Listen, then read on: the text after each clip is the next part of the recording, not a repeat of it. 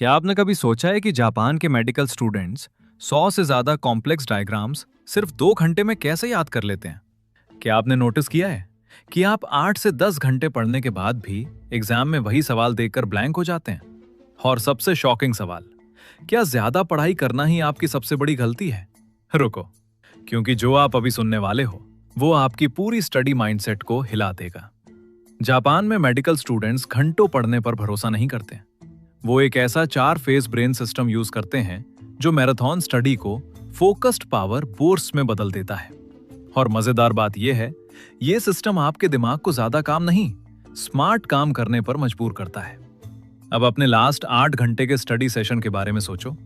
सच सच बताना, एक हफ्ते बाद उसमें से कितना याद रहा? 20%, 10% या ऑलमोस्ट 0? यही वो पॉइंट है जहां MIT के एक रिसर्चर ने स्टूडेंट्स को शॉक कर दिया। उनकी स्टडी में पाया गया कि जो स्टूडेंट्स 8 घंटे लगातार पढ़ते हैं वो उन स्टूडेंट से कम रिटेन करते हैं जो सिर्फ 2 घंटे डीप फोकस से पढ़ते हैं। क्यों? क्योंकि आपका ब्रेन कोई डस्टबिन नहीं है जहां आप घंटों तक इंफॉर्मेशन डालते जाओ। जब आप लगातार पढ़ते रहते हो तो ब्रेन ओवरलोड हो जाता है और धीरे धीरे डिफेंस मोड में चला जाता है।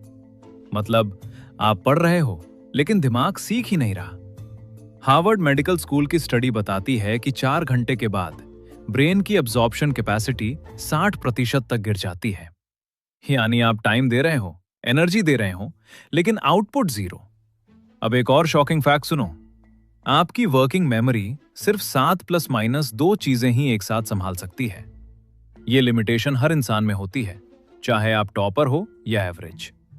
अब सोचो, जब आप 40 पेज का चैप्टर बिना रुके पढ़ते हो तो आप लिटरली अपने ब्रेन की लिमिट एक्सीड कर रहे हो।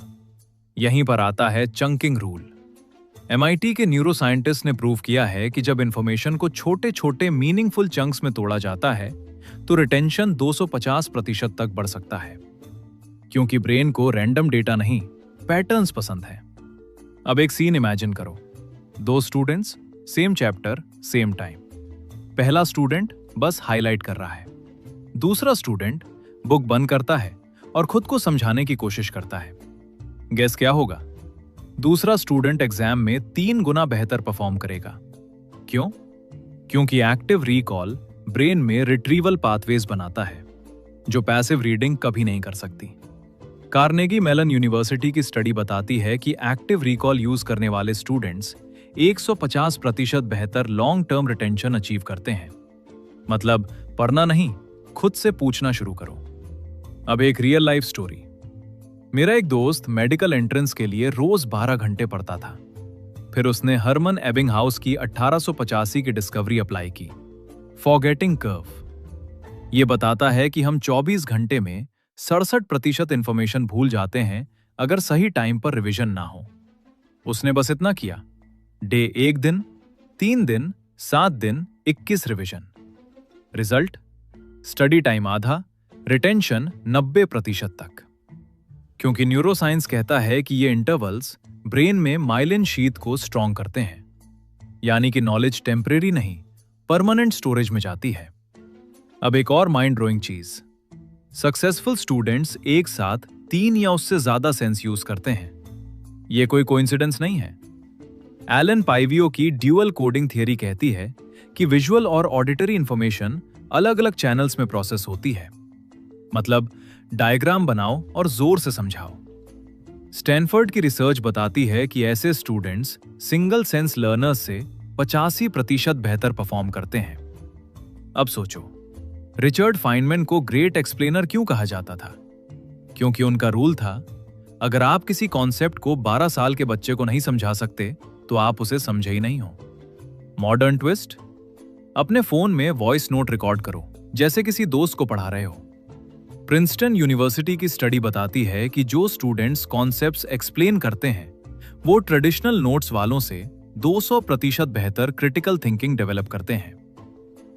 अब एक डरावनी सच्चाई, एग्जाम हॉल में सवाल देखकर लगता है ये तो आता है, लेकिन लिखते टाइम ब्लैंक। इसको कहते हैं इल्यूजन ऑफ नोइंग।